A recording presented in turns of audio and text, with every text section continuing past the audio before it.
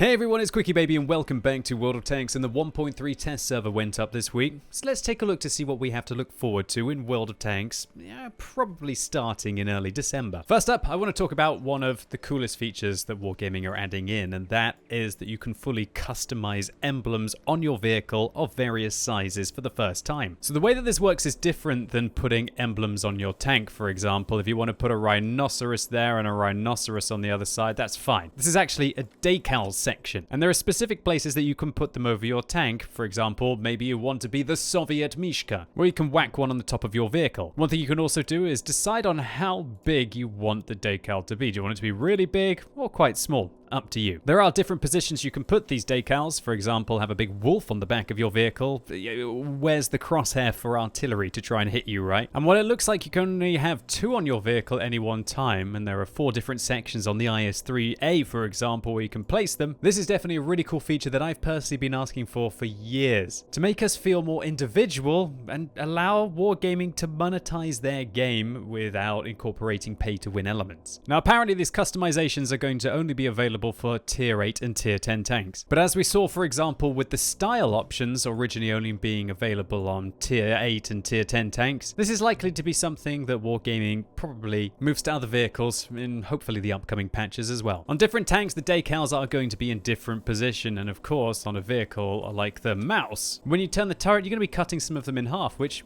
could look really cool with some of the designs. And while it personally baffles me that it's taken pretty much 8 years of release now on the Russian server for this to become a reality, I guess it's a case of better late than never, right? Next up, it seems like Wargaming have listened to how outrageous the time requirements are to complete the first part of the second season of personal missions. And that's because they're substantially reducing the amount of games that you're going to have to play to be able to get through some of them. For example, look at this. Union 7, a heavy blow to medium tanks where you have to destroy 15 medium tanks on the enemy team. Well, now you only have to kill 10. That's definitely a step in the right direction. And interestingly enough, the multiplier for when you complete the bonus objective of dealing 2,000 damage to a vehicle now will increase the number of kills that you get by 3. So in theory, if you have a really good game now and you kill 3 or 4 medium tanks on the enemy team and do 2,000 damage, you can complete it in a single game. And while this doesn't exactly fix some of the outrageous requirements that Wargaming want you to do, for example playing French artillery to splash multiple targets, which is unbelievably garbage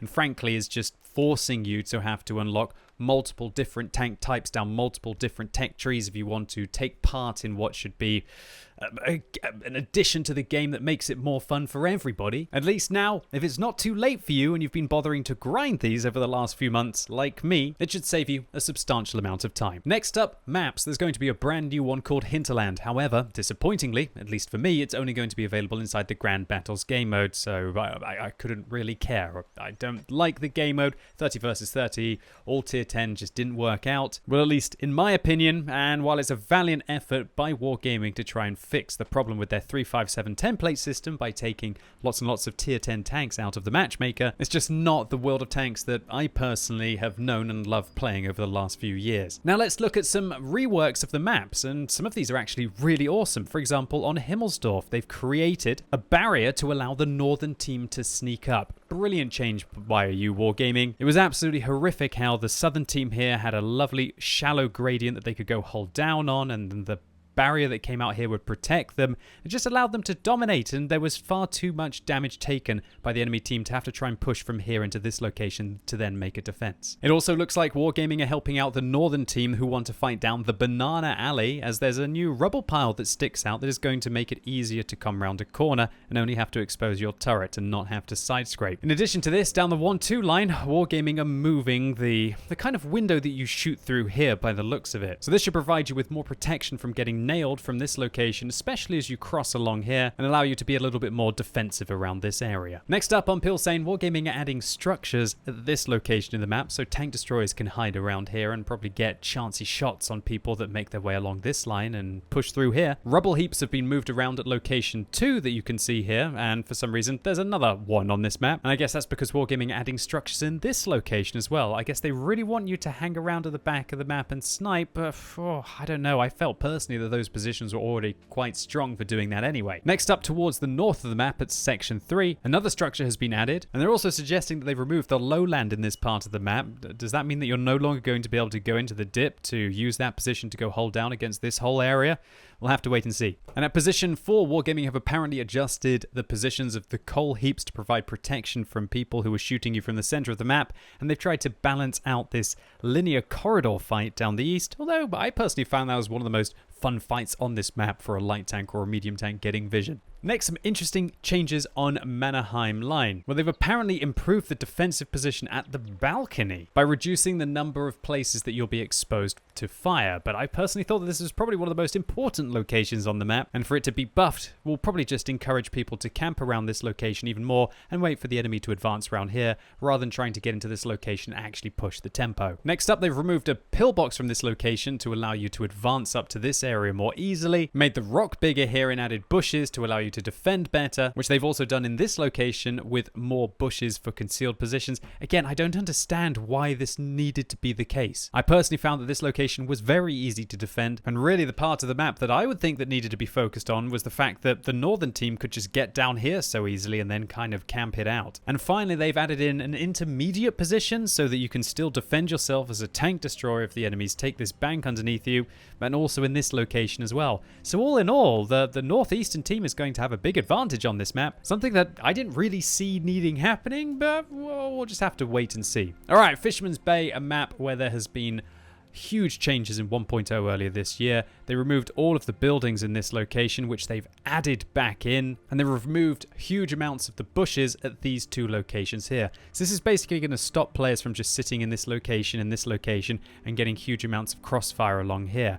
Now what players are going to do is not just sit in the bushes at 5, they're going to try and push the tempo at 3 and try and extend the view range out along here. What they've also done is made it so that if you do manage to make your way through the town, that the positions marked as 6 on the map have additional cover, so I guess you can consolidate your position here and then mount an attack from it, or alternatively defend from this location better if the enemies take the western flank and advance across. Wargaming have also apparently fortified the access routes to the town along this part of the map, but I don't see why people didn't just go back and go around the long way. All this really does is allow them to take the shortcut into the town. And finally, they've improved defensive locations at 2 and 4 and prevented shoot-throughs. So all in all, it looks like Wargaming are trying to encourage you to go into the town and fight, and then sit on this very well protected mid-ridge here. All in all, very interesting changes, and we're just going to have to see how they work out on the live server. A passing mention should be made to the fact that they have included extra filters in the store, and so if you want to look for specific equipment bundles, that is going to be available for you. And alternatively, if you're going to activate some of your personal reserves, you've now got filters for the amount of time duration that you want to see.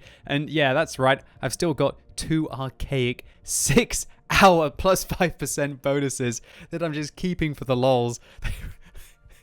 For just health purposes, I'm glad that Wargaming no longer have those in the game, right? Next up, Wargaming are revisiting 2 of the reward tanks from the first season of Personal Missions, namely the T-55A and the Object 260. So let's see what exactly they've done. Firstly, the T-55A has had its penetration on its standard rounds buff from 201 up to 221, which should stop you from having to dab that 2 key a little bit more in your T-55A, as everybody knows just how expensive those heat rounds can be and how useless the standard penetration was when you got yourself into those tier 9 and tier 10 games. Also, there's been a nice improvement to the shell velocity of the standard rounds of the T-55A, which should make it much better at sniping with standard ammunition at long ranges. There have also been enhancements to the gun handling of this tank, with the aim time being improved to 2 seconds, and importantly, the turret reverse dispersion from 0.12 down to 0.1, which should make this vehicle so much better for snapshotting. And also, the engine power of this tank has been dramatically increased from just under 15.5 up to 20, with a marginal increase to its hit points, and also the turret armor of this vehicle has been substantially buffed to resemble that of a T-54. And so, really good news for T-55A drivers out there. Your vehicle is going to be way better with standard ammunition, it's going to be better with its regard to its gun handling, it's going to be faster, and it's going to be stronger hull down. And considering you don't really see too many of these inside the matchmaker anymore, if you've got one lying around, it'll definitely be worth dusting one off. And if you've got a few more missions to complete for the first set of personal missions, especially now that Wargaming are removing the platoon requirements, then maybe it's time to get on it. Next up, the final reward tank, the Object 260, is also being being revamped, with a rate of fire increase up to 5.45 rounds a minute, and a dramatic quality of life enhancement to the tank, increasing its ammo capacity from 30 to 40. This is huge because one of the highlights of this tank is of course that it gets APCR as its standard rounds. These are very nice APCR rounds with 1,259 meters a second shell velocity, so you want to take a lot of them. But of course, that won't really hold up in your tier 10 matchups, trying to go through the front of a mouse turret, so you'd have to take quite a few heat rounds as well, and you'd quite often run out towards the end of the battle and find yourself awkwardly having to fire heat rounds against sometimes lower tiered tanks, and that's probably not going to be the case now, as your potential damage will be over 17,500. Next up, massive buffs to the gun handling of this tank with 2.2 seconds aim time and 0.06 turret traverse dispersion. That is going to make this thing snapshot better than an SDB1. This is going to be way better gun handling than most of the medium tanks that you have at tier 9 and a few of them at tier 10. Combine this with one extra degree of gun depression and a little bit of a buff to the accuracy, and the Object 260 is looking like it's going to be better than ever. Well, definitely better than ever, but also a real heavy-medium powerhouse in the next patch of World of Tanks. But ladies and gentlemen, boys and girls, I've been saving the best, or arguably the most controversial change that will be coming in update 1.3 for last, and that is the IS-3A. Now, when this vehicle was originally released, the A stood for auto reloader, and I believe this tank came out in the advent calendar of, was it 2015 or 2016? Not many people picked one up, and that's because frankly, apart from having APCR as standard rounds, everything else about the tank was pretty horrific and